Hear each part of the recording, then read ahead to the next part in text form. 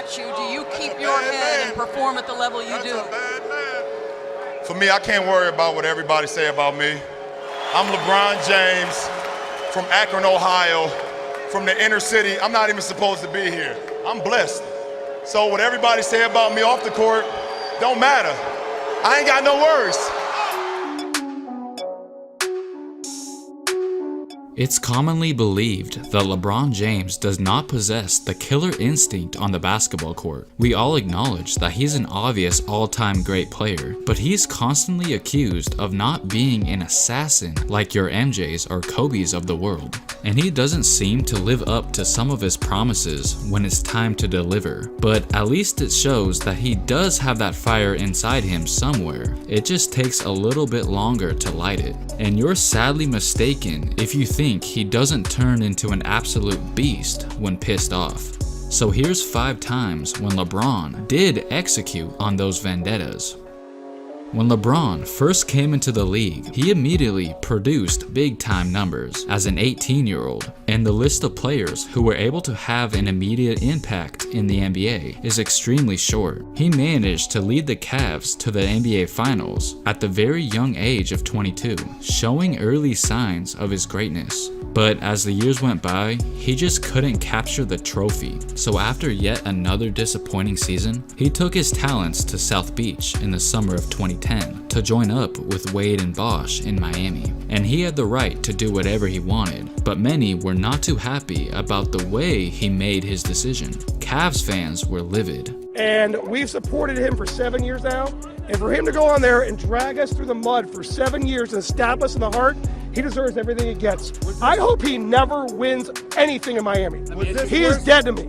But perhaps the person most bothered by this was Cavs owner Dan Gilbert. And as soon as he heard that James was out of there, he wrote Cavs fans a letter. Quote, "I personally guarantee that the Cleveland Cavaliers will win an NBA championship before the self-titled former king wins one. You can take it to the bank." Also, he went on to call James a disloyal coward. And of course, LeBron would never forget what Dan said. And I'm sure his first game back in Cleveland was circled on his calendar way in advance. I've been around basketball for 25 to 30 years and have never seen an electricity in a building and the intensity in a building for a regular season game. This feels like the NBA Finals right now.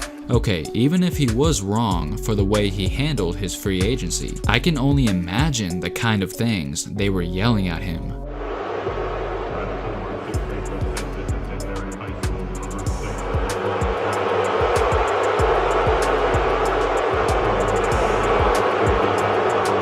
It must have hurt a little bit to be treated like that, but he did not let it affect his play on the court.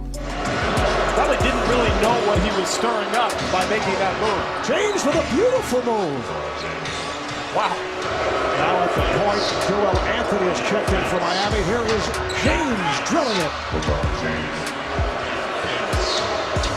Daniel Gibson guarding LeBron James, and LeBron makes it 14 straight points. The fans would have liked to see their team compete a little bit harder than that, as Miami blew them out, showing just how dangerous the revamped Heat are gonna be for years to come. All season long, LeBron was on a mission to prove that he made the right decision, and when the playoffs came along, he turned up the heat even more, destroying each opponent in 5 games, and even killed 2 birds with 1 stone on his way to the finals. He ran up against the Chicago Bulls in the Eastern Conference Finals, and the feel-good story of the MVP, Derrick Rose. It was said that the MVP snub didn't sit well with LeBron, as he came in 3rd place in the MVP race, which only gave him more fuel to dominate. He led the team in all categories, and on top of that, James played outstanding defense on the so-called MVP all series long, and capped it off with this to seal the victory. The Miami Heat have come from behind to defeat the Chicago Bulls 83-80. So all he needed was to win one more round to complete his ultimate revenge journey. But unfortunately, that wouldn't happen, as they fell to the Mavericks in 6 games, and Dan Gilbert must have been thrilled to see him lose the championship. but last time I checked, he didn't quite hold up his end of the bargain either. The Cavs were nowhere close to competing for a championship, getting the #1 pick instead. And Gilbert definitely did not win the head-to-head battles either. Throughout the 4 years LeBron was in Miami, the Heat faced the Cavs a total of 14 times, and James got the W 13 times out of those 14 matchups against his former team. Cleveland almost got lucky enough to steal a second game from the Heat in 2013, but they collapsed in the second half. LeBron, pull up three. It's good! And Miami has tied the game at 77 with a 37-10 run. As the Miami Heat captured multiple titles, the Cavs kept finding themselves at the bottom of the league, and even some fans knew it was hopeless without him, practically begging him to come back. Yeah, 3 by LeBron and an assist to LeBron. And look at this, a crazy fan has run out onto the court. He said he missed me and come back please, and I didn't have much time to say much to him because the security got to him, but I patted him on the head. Eventually, LeBron did return to Cleveland, and the city couldn't have been happier. They knew things got ugly, but this time made sure to show their appreciation for their king. Throughout his postseason career, LeBron has faced multiple teams multiple times, but Boston might have gave him the most fits. 2008 Eastern Conference Finals, the Celtics put together a big three. James and his Cleveland Cavaliers were clearly outmatched, but they still were able to force a Game 7. LeBron and Paul Pierce were going at each other, fighting to stay alive. LeBron got the best of Pierce from an individual standpoint, but Pierce and the Boston Celtics got the victory, closing out the series in Game 7. 2 years later, they would meet again in the 2010 Eastern Conference semifinals, and this time, Cleveland were a much better team than they were previously, claiming the top seed in the East. At one point, the Cavs had a 2-1 lead in the series, but Boston would then win 2 in a row, putting LeBron in a win-or-go-home situation in Game 6. James would get himself a nice triple-double, but it wasn't enough to win the game, as they were sent home once again, which led to LeBron seeking for more help, so something like this would not happen again. And the very first opponent the Miami Big Three faced in the regular season happened to be the Boston Celtics, but yet again, it was more of the same. LeBron and D-Wade lost opening night to the Celtics, just like they both did in the 2010 playoffs individually. It looked like Boston was their kryptonite until the 2011 Eastern Conference semifinals came along. Miami's chemistry was clicking on all cylinders by the time the postseason arrived, and they straight up handed it to the Celtics, destroying them in 5 games. And Boston had no right to complain about LeBron joining up with a stronger squad, or else it would have been very hypocritical on their part. Then, 1 year later in the 2012 playoffs, they once again ran into the Celtics, but this time the stakes were even higher. It was the Eastern Conference Finals. Miami jumped to a 2-0 lead to start things off. Then the Celtics took the next 2 games. But wait, Boston would win Game 5 as well, placing LeBron in a stressful position that no one wants to be in, down 3-2, facing elimination. And that kind of pressure was probably the best thing that could have happened, because he delivered one of his best performances in his career, dropping 45 points to force a Game 7, securing a win that was extremely important. What was my mentality going into Game 6 of the Eastern Conference Finals against the Celtics? My mentality was like, if we lose, Pat Riley may break us all up. And I don't want that. May I? Ultimately, the Heat would prevail in Game 7 as LeBron once again put a beating on the Celtics. And to this day, it looks like that bad blood still exists. Man, listen, let me say something to you. The C's, we didn't give a fuck about LeBron. We didn't fear LeBron, and we didn't think that he can beat all 5 of us. And that's how it felt. The Golden State Warriors were another team who gave LeBron a hard time. When LeBron returned to Cleveland in 2014, he believed the journey to delivering the Cavaliers a championship would be a smooth ride. But suddenly, out of nowhere, the Warriors were making some noise of their own, and Steph became the talk of the NBA, and LeBron noticed. So in the 2015 NBA Finals, he looked to put a stop to all the Golden State love that was going around. And despite losing Kevin Love and Kyrie Irving, he showed that he was still the king of the league. He somehow carried the Cavs to a 2-1 lead in the series, but once Golden State made some adjustments and put Andre Iguodala on LeBron, that was the turning point of the series. Then, just like that, the Warriors went up 3-2, which made LeBron feel like he had to say this. Do you feel a lot less pressure this finals run just because you are undermanned? Nah, I feel confident because I'm the best player in the world. It's simple. Golden State was looking to close out the series in Game 6 on the Cavaliers' home floor, and that's what happened, winning their first title in 40 years. And at the podium, they wanted to remind us who they believe the best player really was. It just feels good to say, you know, we're the best team in the world with the best player on the world. This man sitting next to my right, so...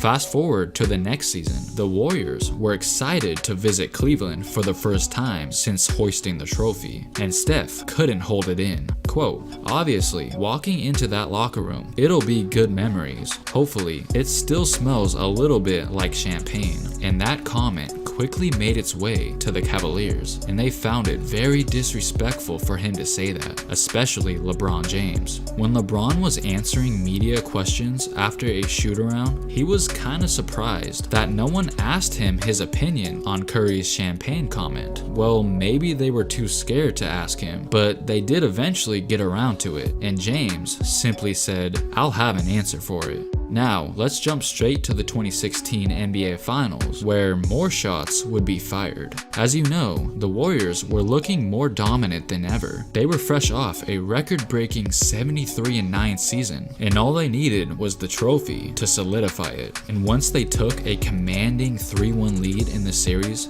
it basically looked over until Klay Thompson opened his mouth. You see, when Draymond Green got into a little altercation with LeBron in Game 4, LeBron didn't really like what Draymond called him. Quote, Draymond just said something that I don't agree with. I'm all cool with the competition, but some of the words that came out of his mouth were a little bit overboard. Ultimately, Draymond would be suspended for Game 5, and that gave the Warriors the feeling that LeBron tried to get Draymond suspended on purpose, just for his benefit, and Klay had to express how he felt. I mean, guys talk trash in this league all the time. You know, I'm just kind of shocked some guys take it so personal. I've heard a lot of bad things on that court, but at the end of the day, it stays on the court. We're all competitive people. I don't know how the man feels, or people have feelings, and people's feelings get hurt, even if they're called a bad word. I guess his feelings just got hurt. And yet again, it made its way to LeBron. What did you say Klay said? Klay said, I guess he just got his feelings hurt. Oh my goodness. And from that point on, LeBron had enough. Everything built up over time, and the beast was unleashed. Let's go! Sparking an incredible 3-1 comeback, LeBron played possessed ever since Klay's comment, and delivered Cleveland a title. Cleveland! This is for you! Oh! And in the following season, he was the one taking the personal jabs. Now, Klay wasn't the only one who thought that Steph was the best player in the world at that time. 2016 Eastern Conference Semifinals, the Toronto Raptors taking on the Miami Heat. It was very competitive throughout the entire series, which led to a Game 7. And when it was all said and done, the Raptors just wanted it more, advancing to the Eastern Conference Finals, pretty much robbing us from an epic battle that would have been D-Wade versus LeBron, but Toronto got the job done. They were set to play the Cavs in the conference finals, and here's what Kyle Lowry had to say about that upcoming matchup. This is a LeBron James-led team that looks awfully tough to beat. What are you most looking forward to? Just the opportunity to play against those guys. You know, LeBron's probably one of the best players in the league besides Steph. Okay, even if Steph was the best player momentarily, Lowry should have known that LeBron was probably sitting at home on his couch watching that post-game interview. So why even bother saying such a thing? Or maybe that was the plan all along. Maybe he wanted LeBron to know that they were not scared at all. Either way, he probably should have just kept that opinion to himself, because ever since that comment, there's been nothing but total domination whenever LeBron goes up against Toronto. Toronto. The Cavs eliminated the Raptors in 6 games that series. Then, the following year in 2017, the Cavs swept them, and LeBron didn't even take them seriously at all. He was just messing around all series long, spinning the ball in the middle of possessions, and jokingly drinking beer during dead balls. But the next year, in 2018, Toronto really believed that this was the year they were finally going to knock off Cleveland. But yet again, they were swept, and LeBron was unstoppable, definitely changing their minds on who the best really is. That guy's pretty good. He's really good. So at the end of the day, you know, like I always say, to be the best, you got to beat the best, and we continuously, the last 3 years, have failed to the team that's made it to the finals the last 3 years. If we had LeBron on our team too, we went on. The Raptors openly admitted that LeBron was the reason they couldn't get out of the East. It's taken a long time to get here in my career, 13 years, 7 years here. I've ran to one guy for a while, and, you know, we were given an opportunity, he left. We all remember that fadeaway three-pointer LeBron drilled on February 6, 2017. Our jaws dropped to the floor, just like this young lady's did, who just so happens to be Bradley Beal's girlfriend. That shot forced overtime, where the Cavs ultimately won the game. Everyone was talking about this game the very next morning, and even John Wall, who was on the losing side, said this, quote, "LeBron made a heck of a shot that you probably make 1 in a million times. But LeBron didn't see that as praise. He took it as an attack. Quote, not 1 in a million for me, maybe somebody else. But hold on, things were just getting started. Fast forward to the beginning of the next season. Despite what LeBron did to them earlier that year, the Washington Wizards were confident that they were the team to beat in the Eastern Conference. And those delusions stemmed from the success they had in the previous season. The Wizards made it all the way to Game 7 of the second round in the 2017 playoffs, which somehow made them believe that they took the next step and should now be considered the top team in the East. Here's Beal, quote, "For us, we have all of our pieces. We got our core back together. We've got playoff experience. There's really no excuse for us not to take the next step. I feel like we're the best team in the Eastern Conference." Now, you can say that there was nothing really wrong with Beal's comments, but John Wall made things a little more interesting. Wall said that LeBron and the Cleveland Cavaliers were scared of them, and he felt that the Cavs purposely lost games to avoid a second-round matchup with them. Quote, "I think if you look at last year, people might say they did or they didn't, but I think they didn't want the #1 seed for a reason, because we would have played them in the second round. I think we just give them the best matchup problems out of any team in the East." So early on in the 2017-18 NBA season, they would get a chance to prove that they really are the best on national television. Going into that game, the Cavs were on a 4-game losing streak and haven't really gelled yet because they had a ton of new guys on the team. And many people questioned why the Cavs looked so uninterested to start the season. But heading into that night, LeBron was more than energized. Short time. I don't know if he stepped on somebody's foot. James drives off the glass, a little English, and the Cavaliers with a 9-5 lead. It was clear that James was out to bully them on their home floor. It was almost too obvious that James wanted to send them a message. James all the way and the finish.